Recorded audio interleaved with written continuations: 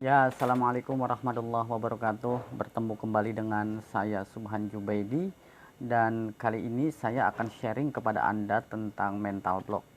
Kita sering dengar ya istilah mental block, sering muncul dalam kalimat atau kalimat mental block ini dalam dunia bisnis, perusahaan, ataupun ketika Anda bekerja atau Anda ketemu leader, atau mungkin teman Anda bilang, pasti kamu punya mental block deh. Nah, istilah itu kan sering kita dengar nih. Nah, apa sih mental block sebenarnya ya? Nah, ternyata mental block itu isinya itu adalah sampah-sampah negatif masa lalu yang ada di dalam pikiran bawah sadar seseorang. Di dalamnya juga ada persepsi yang keliru, ada ketakutan atau beban psikologis. Ini adalah mental block. Contoh, seandainya Anda ingin jadi pembicara tapi takut tampil di depan orang. Nah, mental blocknya itu adalah takut tampil di depan orang. Maka dia menjadi sulit untuk menjadi pembicara. Mental blocknya adalah takut tampil di depan orang. Ada orang ingin menikah tapi takut melamar. Nah, ingin jadi pengusaha tapi takut rugi dan lain-lainnya. Inilah adalah mental block yang menghalangi tujuan daripada apa yang kita inginkan. Nah, sekarang kita berbicara mental block versus mimpi. Nah, mental block ini menghalangi mimpi. Mimpi itu kan harapan-harapan ya, optimisme dan sukses di masa depan. Ternyata dihalang-halangi oleh mental block. Nah, teman-teman sekalian, jadi mental block itu penghambat. Mental block itu sabotase psikologis. Dan mental block itu adalah rem mendadak yang ada di pikiran seseorang. Anda pernah nggak membayangkan Anda membawa mobil, katakanlah Ferrari, Anda gas kenceng tetapi sambil ngerem. Eh, Sisi lain Anda ngegas, sisi lain rem gitu. Maka terjadi sesuatu yang mengerikan. Artinya terjadi sebuah kecelakaan. Kecelakaan di dalam pikiran Anda gitu kan. Karena ada rem mendadak. Rem mendadak inilah yang disebutnya adalah mental block. Baik teman-teman sekalian, kita lihat mental block dalam NLP apa sih? Nah, disebut juga mental block ini adalah, kata lainnya adalah limiting belief. Nah, belief ini adalah sebuah keyakinan yang dipercayai kebenarannya walaupun sebenarnya bisa jadi tidak benar. Karena sudah diyakini kebenarannya maka menghambat. Inilah sebut limiting ya. Nah, jadi mental block adalah keyakinan yang menghambat dia untuk mencapai tujuan walaupun itu bisa dinyatakan benar atau tidak. Jadi sifatnya belum tentu benar tapi diyakini. Nah, jadi mental block ini kalau sudah jadi belief, maka dia menjadi penghambat. Karena mental block ini tidak berpikir, tidak bisa memilah-milih apakah itu benar atau salah. Yang penting bagi dia kalau sudah diyakini, maka ini menjadi satu belief di dalam dirinya. Nah, sekarang yang perlu kita tanyakan adalah, perlukah mental block itu dihilangkan atau tidak perlu? Nah, di sini kalau kita lihat mental block itu apabila menjadi hambatan untuk mencapai tujuan, maka perlu menurut saya untuk dihilangkan. Contoh, Anda punya pekerjaan adalah menjual produk untuk bisnis. Sementara Anda punya mental block takut bertemu orang. Maka takut bertemu orang itulah yang menghambat Anda untuk mencapai tujuan Anda untuk berbisnis atau menjual produk Anda. Maka ini menjadi penghalang, maka mesti dihilangkan. Tetapi kalau seandainya Anda takut ketemu orang menawarkan produk tapi Anda bukan di bisnis, ya tidak masalah. Seperti takut kepada ular, pentingkah takut kepada ular dihilangkan? Kalau memang Anda bukan menjadi pawang ular, ya ngapain? Tapi kalau seandainya Anda ingin menjadi pawang ular dan Anda takut sama ular, berarti mental block takut ularnya yang mesti dihilangkan agar Anda bisa akrab dekat dengan ular.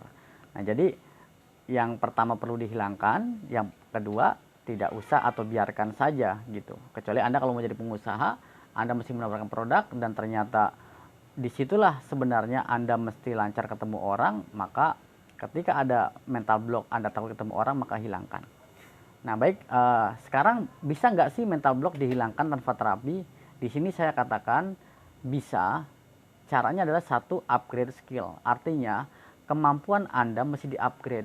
Ketika Anda tujuannya adalah untuk penjualan dan Anda penting untuk komunikasi, maka upgrade skillnya. Maka kebiasaan Anda yang takut ketemu orang atau tidak bisa komunikasi dengan baik, karena Anda upgrade, dengan cara pelatihan, training, dan lain-lain, atau Anda mendengarkan orang-orang yang pandai bicara melalui media yang ada, ikut acara-acara public speaking dan lain-lain, lama-lama Anda menjadi pede, menjadi berubah, komunikasinya bagus, maka inilah upgrade skill. Yang kedua, upgrade diri, maka mental block akan hilang dengan sendirinya. Ya, upgrade diri artinya Anda memperbaiki diri Anda, kualitas Anda, harga diri Anda. Nah, ini lebih ke bagaimana membangun kepribadian. Nah, jadi teman-teman sekalian, bisa mental block dihilangkan tanpa diterapi.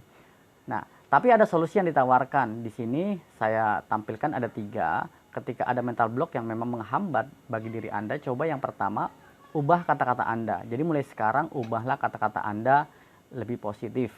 Ketika Anda pesimis, maka mulai hari ini saya optimis. Mulai hari ini saya percaya diri. Yang kedua adalah melakukan reframing. Jadi artinya frame yang lama kita ubah menjadi frame yang baru. Ketika frame yang lama Anda menjadi mental block, kesel gitu kan, ketemu orang, fobia dan lain-lain, frame yang kedua Anda ganti menjadi pede, menjadi tenang, dan Anda menjadi berani. Dan kalau tidak bisa dan merasa sulit menjadi mental block Anda yang kuat di alam bawah sadar Anda, maka coba Anda bertemulah dengan seorang coach atau seorang terapis dan Anda bertanya kepada mereka. Dan Anda akan di coachnya, akan diterapinya. Mungkin saja mental block Anda bersumber dari pikiran bawah sadar Anda yang sangat kuat sehingga menghalangi apa yang menjadi cita-cita, mimpi, dan harapan Anda di hari ini dan masa depan. Oke, ini contoh diagnosa mental block ya. Jadi kalau seandainya saya sebagai seorang coach gitu ya, atau saya seorang terapis, orang tuh akan nanya, sebenarnya ini mental block atau bukan gitu ya. Contoh seandainya seorang klien bertanya kepada saya gitu kan, seandainya Pak, nih saya punya mental block gitu kan. Terus saya akan tanya, bagaimana Anda tahu Anda punya mental block? Saya akan balikin begitu, jangan-jangan itu hanya prasangka saja atau persepsi dia saja. Terus klien atau mitra kita mengatakan, iya Pak, ketika saya jualan saya tuh nggak pede gitu. Terus saya tanya, apa yang muncul di pikiran Anda ketika nggak pede melakukan jualan? Maka si klien itu, saya merasa takut ketemu orang Pak. Oke, itu namanya mental block, bisa diterapi. Nah, jadi lagi-lagi mental block itu adalah sebuah kegiatan, satu aktivitas atau satu perasaan, state of mind di pikiran bawah sadar Anda, dan itu menjadi penghalang ketika Anda ingin melakukan sebuah tujuan, begitu.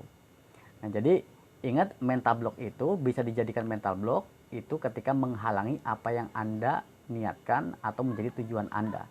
Tapi kalau seandainya sesuatu itu tidak menghalangi Anda, ya tidak masalah, nggak usah menjadi mental block. Itu biarkan saja, wong saya melakukan itu juga enggak, ngapain juga gitu kan. Anda nggak penting lah bisa naik motor karena Anda selama ini pakai mobil, ya nggak penting juga. Tapi kalau seandainya saya harus bisa motornya jadi pembalap segala macam dan Anda takut naik motor, maka itu menjadi mental block. Ini contoh sederhana aja ya teman-teman sekalian. Jadi itu contoh diagnosa mental block.